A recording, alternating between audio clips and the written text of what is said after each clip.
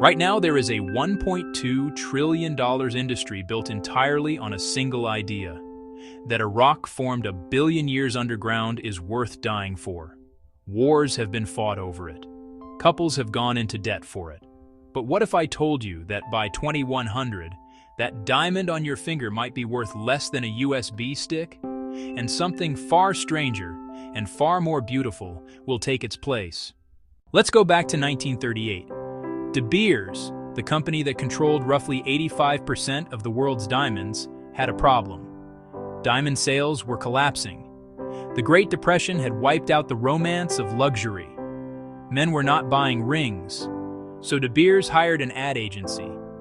And they did something almost impossibly brilliant. They didn't sell a product, they sold an emotion.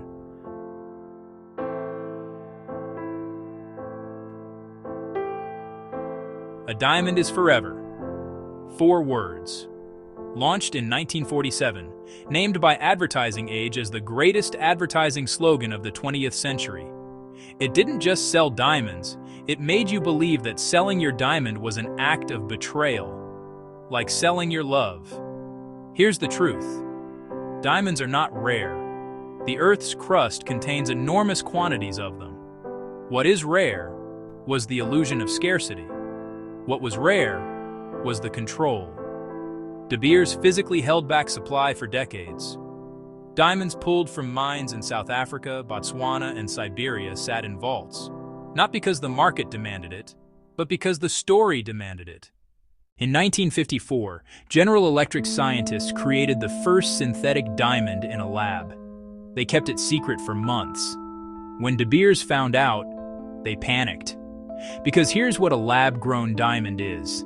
It is chemically, physically, optically, in every measurable way, identical to a mined diamond. Not similar, not close, identical. Even expert gemologists cannot tell them apart with the naked eye.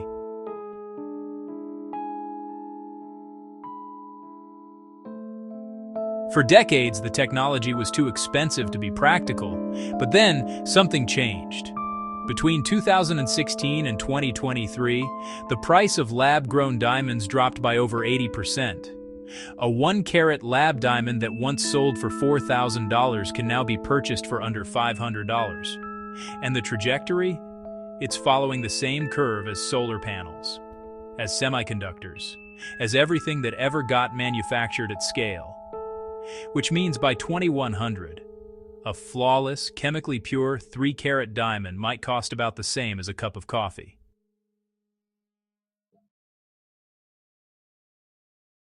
Now let's do something most diamond coverage refuses to do. Let's actually go there. It's 2100. Here are 3 futures that are all scientifically plausible.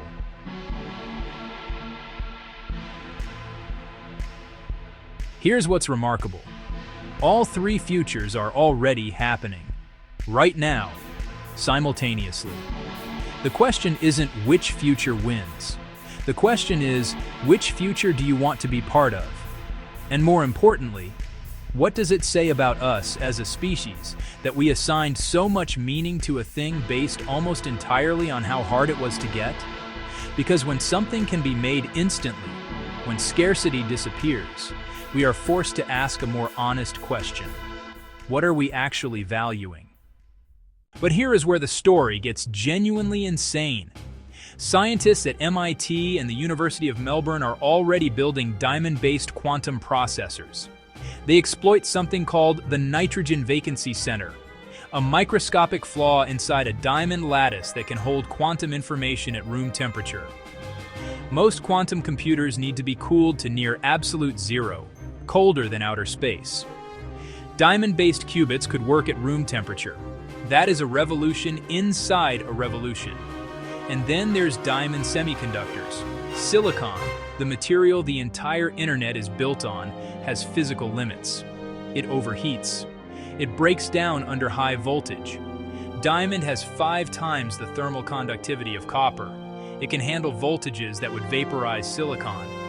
The AI revolution that everyone is talking about, it might literally run on diamonds.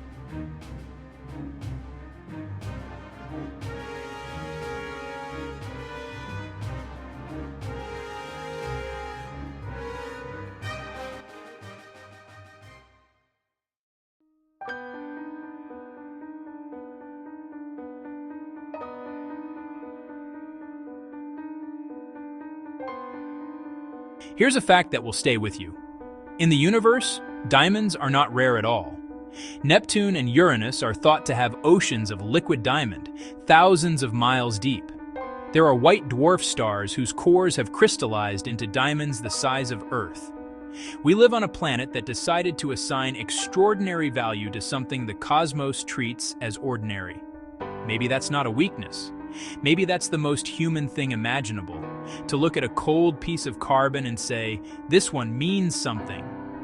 By 2100, the diamond industry will not look anything like it does today.